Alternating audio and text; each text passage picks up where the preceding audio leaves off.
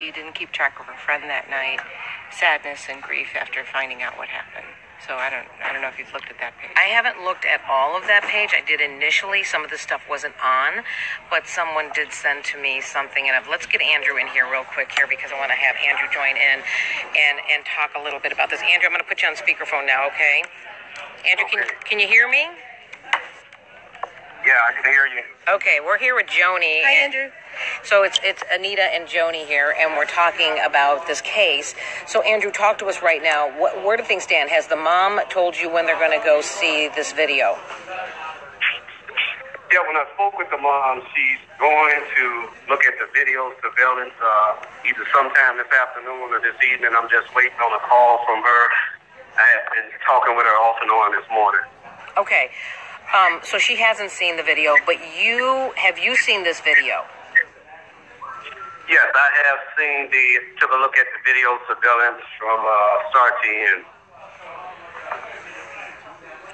And what can you tell us about that? What did you see? At this point, what do you know? Well, basically, they do have her movement from the lobby until she went to the elevator, and from the elevator until she went to the lower level. They do have a movement from the ninth floor, but as she walked down in the lower level area, it seems and appears that she was trying to find her way back upstairs to the lobby. She walked towards some steps, and she walked back the other way, but the way she went into an unsecured area, and just opening doors appeared to be like she was trying to find her way back. And the area that she went into was an area that wasn't used, a kitchen area with freezers back there. And as she went through the door, she went through one door and just started opening up other doors trying to get back. And that's what it appears to me now. Where they found her at, there's no way you can get out the other way from back that way. There's no way. You have to come back toward the front. So the cameras are working in that facility area where she was at. And she had went through a freezer part, opened up that door, and took about one step, and there's another door.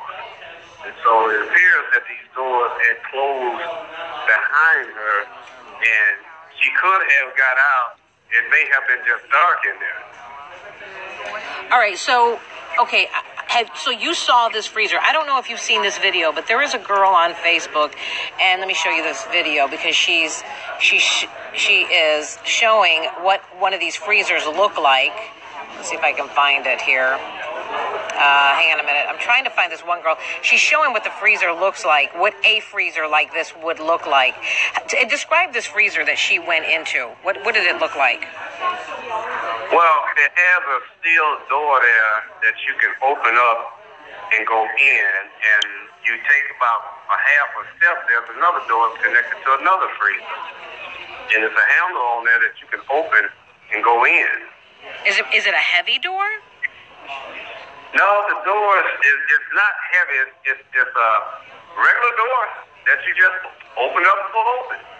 Okay, so there should have been some kind of panic button in there, but not necessarily clear if she was under the influence of something, or just what's the word I'm looking for?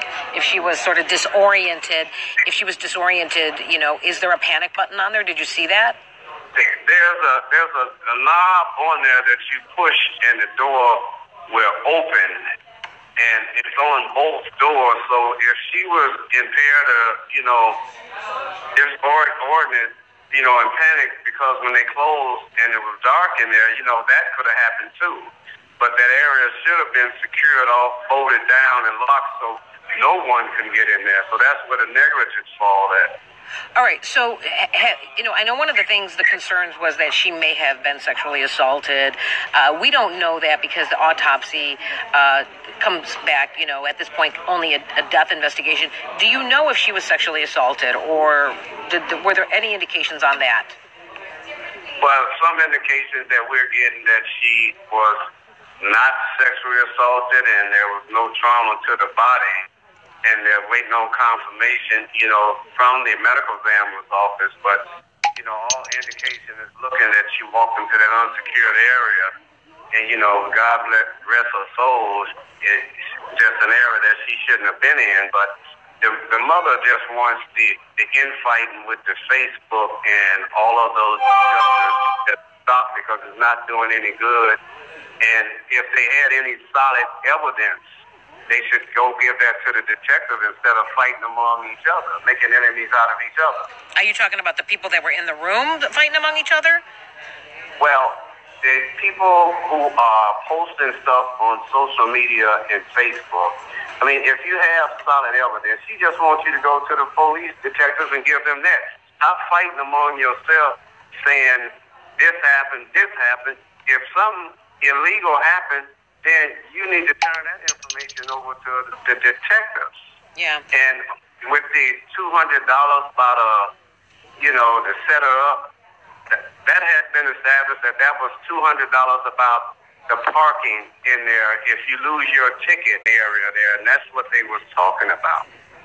Well, so I'm glad you're clearing that up, because are you guys listening to this? What a lot of speculation that we were hearing on Facebook, Joni, was that somebody was paying money to sexually assault this young lady. This is all the problem with social media. And then Andrew is saying that is not the case, that this had to do, the $200 comments were about parking. That if you lose your ticket for parking, you have to pay a fine of $200. That's what the $200 was about. That's what we understand, right? But people took it and ran, and they heard people saying a big dollar amount, and they took it and ran and went down the wrong alley with that. But Andrew has figured. And posted out there in the parking facilities about that. If you lose your ticket, it will be a $200 fine that you have to pay, for the fee to get your car out of the parking facility. Okay, so we've established that possibly the $200 conversation was really about parking money and fines, not about paying to get with somebody, correct?